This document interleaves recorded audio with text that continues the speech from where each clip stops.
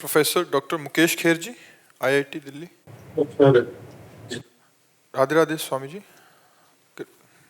स्वामी जी चरण स्पर्श। स्वामी जी, अहंकार क्या होता है, उसको कैसे पहचाने, कृपया बताएं। अपने में जब गुण दिखने लगे और दूसरों में दोष दिखने लगे तो जो गुण का भाव आया वो अभिमान है। अपने में गुणाभिमान होना, श्रेष्ठता का अभिमान होना, अच्छेपन का भाव होना और दूसरों में दोष दर्शन होना। अच्छापन जब आ जाएगा तो सबसे अच्छापन ये है कि हम में कमी है और सब भगवान के स्वरूप है। बुरा जो देखन मैं चला, बुरा न मिलिया कोय, जब दिल खोजूं आपनो तो हमसे बुरा न हो।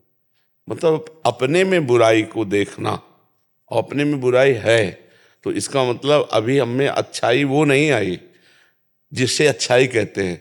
जब अच्छाई आएगी तो सी राम मैं सब जग जानी, करूं प्रणाम जोरी जुग पानी। उत्तम अच्छाई। और इससे थोड़ा नीचे जब आएंगे हम तो दूसरा दोहा है, तेरे भावे जो करे भलो बुरो संसार, नारायण तू बैठ के अपनो भवन बुहार। अपने काम क्रोध लोभ मोह मद मत्सर आदि का त्याग करके निर्विकार सच्चिदानंद भगवत स्वरूप हम है, इसका अनुभव हो जाना। तो जब अपने में गुण भाव आवे और दूसरे में दोष भाव आवे तब समझ लेना चाहिए इस समय हमारी अहंकार की दशा है। हर समय नहीं रहती। जैसे काम है, क्रोध है, लोभ है, तो मद है, ये हर समय नहीं रहते। भगवान ने कहा है कि आगमा पाइनो अनित्यास्तास्ति तिक्षस्व भारत, मात्रा स्पर्शास्तु कौन्तेय शीतोष्ण सुख दुखदा आगमा पाइनो। ये आने जाने वाले हैं। ये कभी अहंकार का वेग होता है, कभी काम का वेग होता है, कभी क्रोध का वेग होता है, कभी मोह का वेग, कभी ईर्ष्या का। तो इस तरह के जो वेग हमारे अंदर आते हैं, अगर हम ज्ञान मार्ग से थोड़ा देखें तो हम इनका समन कर सकते हैं।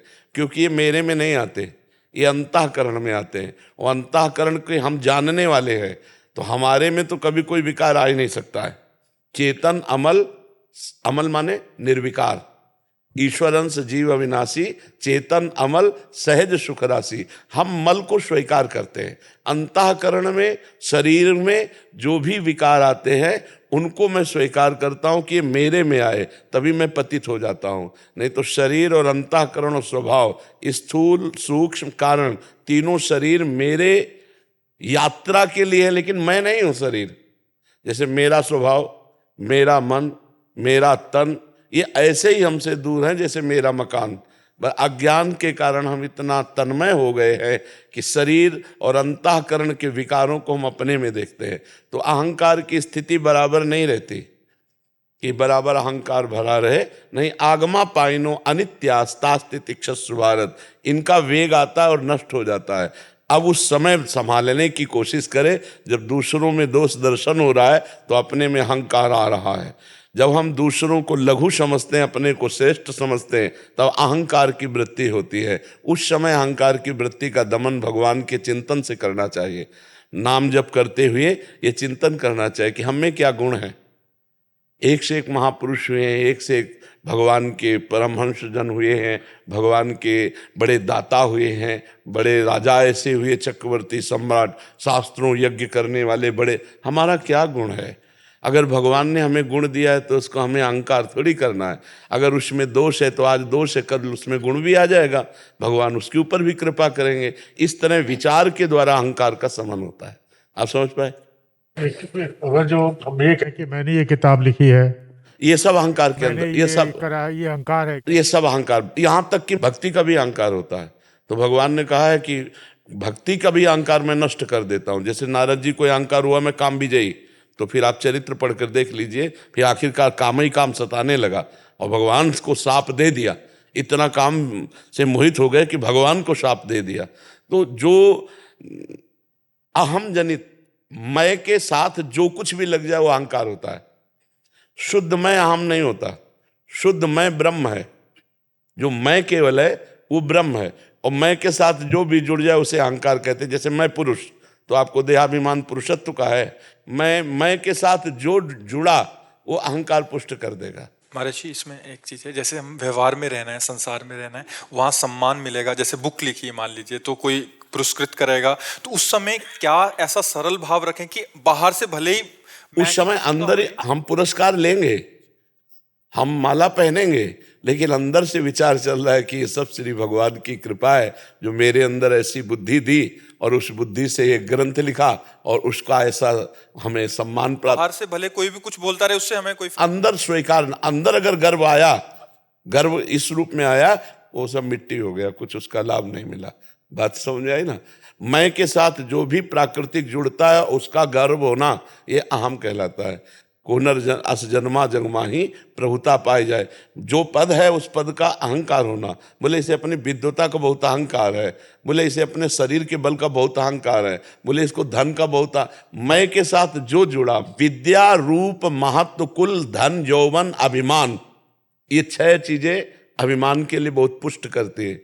विद्या का अभिमान, रूप का अभिमान, जाति का अभिमान, कुल का अभिमान, समाज में महत्व का अभिमान, धन का अभिमान, ये 60 कंटक देखे जहां रहा न भक्ति निदान। ये 6 प्रकार का अहंकार जहां जागृत होता है वहां भक्ति महारानी कदम भी नहीं रखती है।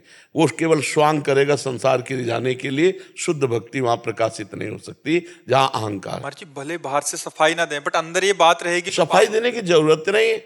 जैसे हमारे अंदर है कि भगवान हमको अंदर से प्रेरित कर रहे हैं, वो मैं उत्तर दे रहा हूं। तो जैसे तो मैंने ये आपसे बात कही, हम बोलेंगे मैंने ये बात आपसे कही, लेकिन अंदर है ये मैंने नहीं कही, मेरे भगवान ने कही है। अब हम ऊपर से कह रहे हैं कि ये बात भगवान ने कही है, और अंदर ठसक है कि मेरा जलवा है। वो अंदर के देवर्षि नारद जी ने भी यही कहा भगवान से कि आपकी कृपा से मैं काम पर विजय प्राप्त की, लेकिन भगवान ने देखा शब्द बनावटी, अंदर से अहम है कि काम विजयी हूं। बात बिगड़ गई, बात बिगड़ गई। और ऊपर से भले कह तुम काम विजयी हूं, अंदर से कि मेरे भगवान ने मुझे विजय दिलाई, कुछ नहीं बिगड़ने वाला है। तो अहम का स्वरूप बड़ा सूक्ष्म है और वो भगवान के भजन से ही छीन होता है, ऐसे नहीं छीन होता है।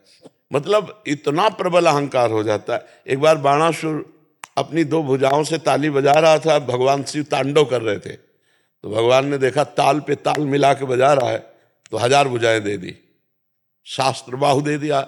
बाणासुर के पास 1000 भुजाएं भगवान शिव ने दी। अब 1000 भुजाओं की चुलबुली जिस पर्वत पे मारे चूर कर दे, कोई योद्धा लड़ने वाला नहीं, तो अब अहंकार आ गया कि मेरे जैसा कोई वीर नहीं। तो भगवान शिव के पास जाके कहा, जगत गुरु आपके सिवा कोई हमारी भुजाओं की खुजलाहट नहीं मिटा सकता, आओ। तो हंस दिया, इसलिए हंस दिया कि हम ही ने तो पाला पोषा, बल दिया, और हम ही से भुजाएं ठोक रहा है। बोले हमारे जैसे बलवान के द्वारा तुम्हारी भुजाओं की खुजलाहट मिटा दी जाएगी। तो जब उषा और अनिरुद्ध जी का प्रेम संबंध हुआ तो भगवान श्री कृष्ण ने चढ़ाई की और फिर सब भुजाएं सुदर्शन के द्वारा, तो जब 4 रह गई तो भगवान शिव आगे आके खड़े हो गए, बस। तो कहा प्रभु हम तो आपकी आज्ञा का पालन ही कर रहे हैं। तो अहम इतना प्रबल है कि अपने गुरुदेव से भी ताल ठोक सकता है।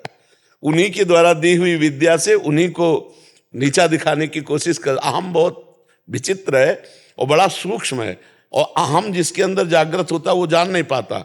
वो वही जान पाता है जो भजन कर रहा है। भजन कर रहा है तो बीच में भजन आप बताता जाएगा कि इस समय आपके यहाँ अंदर अहंकार का वेग है, इस समय आपके अंदर काम का वेग है, इस समय आपके अंदर ईर्ष्या का वेग है। और भजन नहीं है तो बुद्धि मलिन होती है, वो निर्णय जल्दी नहीं कर पाती।